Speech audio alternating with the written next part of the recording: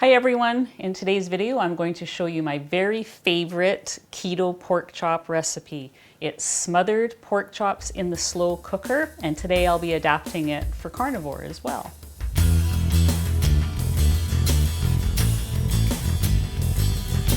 Hi, I'm Anita from KetogenicWoman.com, where I share recipes about keto, carnivore, other cooking ideas. If you're new here, please hit subscribe, and I hope you watch some of my other videos. Okay, so before we get started, I'll show you what I have here. I've got actually 3 pork chops. The recipe calls for 4, but it doesn't matter. We can tweak as we go. This was all I had in my freezer. I have 2 very attractive looking pork loin chops. They are nice and round. They're bone in. That would be what I would serve to other people. My mother, who is also eating this meal, happens to love shoulder chops, so I had one of those in the freezer, so this is hers. This recipe is so tender and juicy that even she can eat it with her full-on dentures, so you're going to love this. Like I said, this is one of our favorite pork chop recipes. The process is going to be, I'm going to put a little salt on these, I'm going to sear them in the cast iron pan, and then they're going into my trusty old slow cooker. So let's go to the stove and we'll start this off. Okay, so I'm going to warm up my cast iron pan.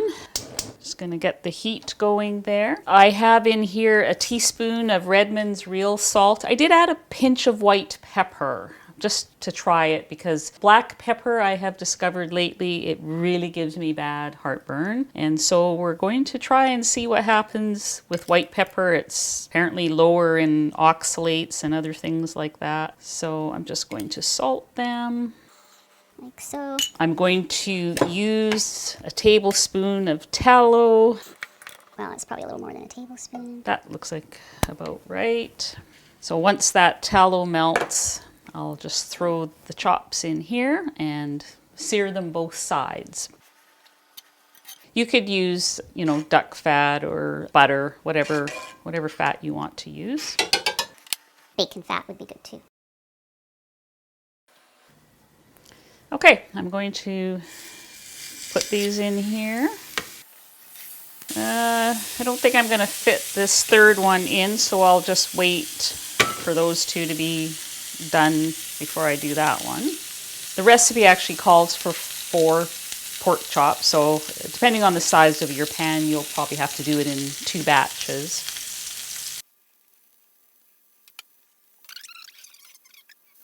I like to sear the sides as well. If you were making the keto version of this, I would have had some garlic and mushrooms in the pan first, and those would have gotten cooked first and then removed to the plate. But this is the carnivore version, so we're doing meat only. Sorry, I'm trying to get the sides here. And I think I'll just put a little more of the tallow in.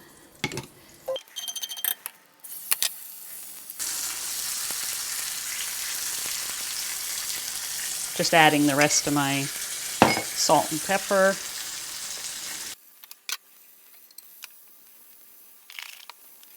Okay, so that's brown enough for me.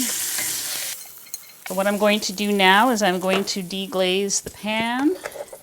I'm going to use about 1/2 cup of broth.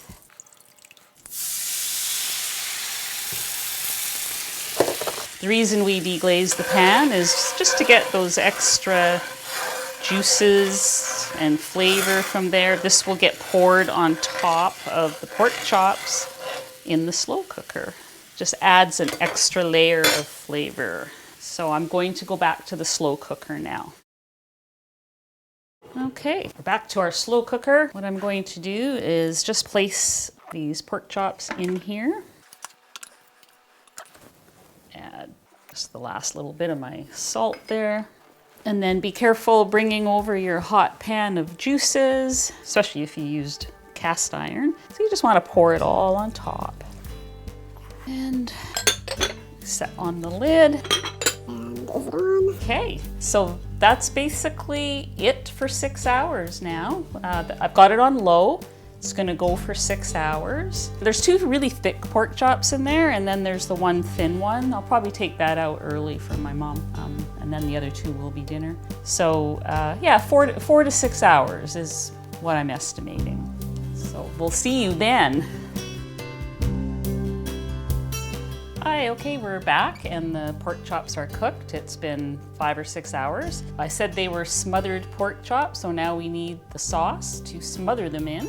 And I am going to use heavy cream and cream cheese mixed with the pan juices in there to make that sauce. Pretty simple, not very many ingredients. I have left the cream cheese out at room temperature. I broke it into chunks. But I think I'm going to microwave it for a minute just to get it really soft because it whips easier into the broth when I do that. So I'm going to do that right now. So I did that for about 30 seconds. I'm going to move the pork chops to this plate. I've already taken out the one for my mom. She's going to have that for dinner. And I don't know if she's going to like the sauce or not.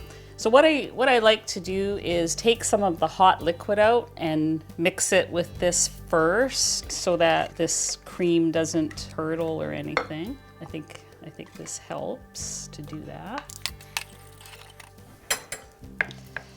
Okay, I'm going to take the softened cream cheese. I did that for about 30 seconds and I think that was probably enough. So now it's kind of soft and spreadable. So that's going to go into the liquid here. So this next part takes a lot of whisking, just so that there's no lumps in the sauce. And that's why we need to take the pork chops out, because it's easier to whisk when this is empty.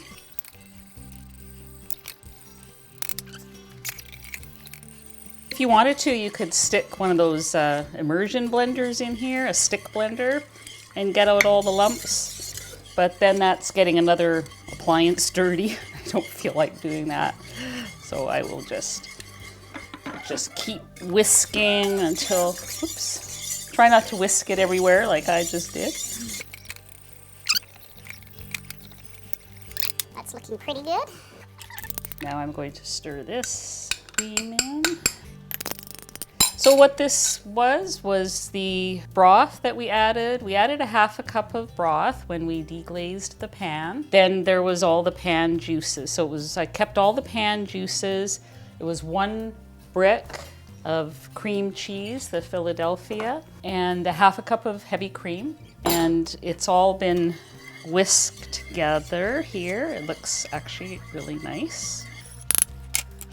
If you're not ready to serve the pork chops yet, you could just put them back in, which I'm going to do right now, and then I'll get a plate for that.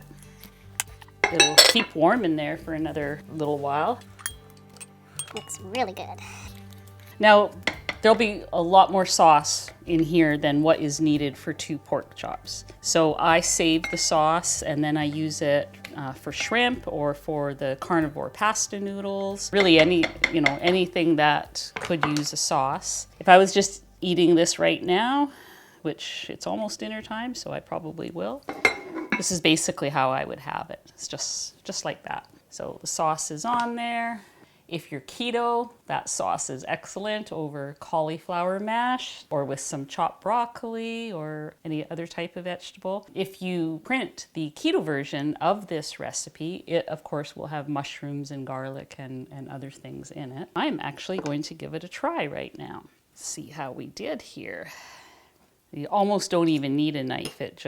You want to leave it in long enough so that it's fall apart tender, but not so long that when you lift it out of the crock pot, everything falls off the bone. So I would check it between 5 and 6, or I would check it at the 5-hour mark for sure.